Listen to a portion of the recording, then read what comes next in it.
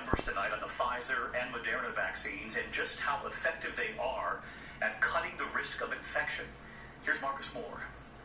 Tonight, new research shows just how effective COVID vaccines are in the real world.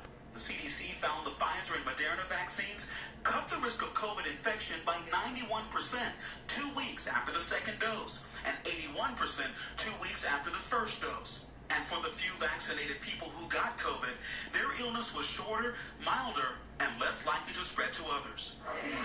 It comes as the White House ramps up the push to reach the president's goal. Dr. Fauci today on Kelly and Ryan appearing optimistic. We're going to hit 70% of the population, the adult population, by the 4th of July. 13 states have hit the goal. New York on track to reach it next week. When we hit 70%, then I feel comfortable saying to the people of this state, we can relax virtually all restrictions. The city announcing plans for a Central Park concert in August to celebrate its comeback.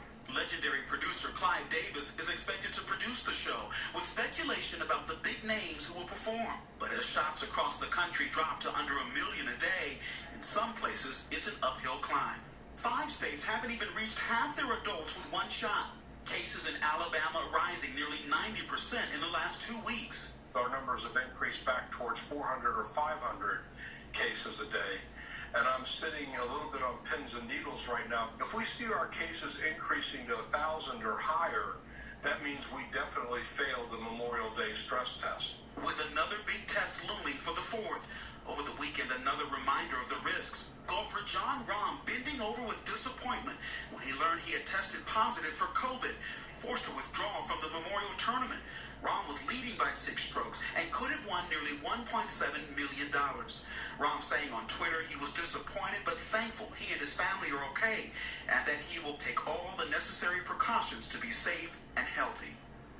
David, tonight a new Gallup poll finds that nearly 80% of Americans who don't plan to get vaccinated are unlikely to change their minds. And that same poll, David, finds that just 1 in 5 Americans who are reluctant to get vaccinated are open to reconsidering.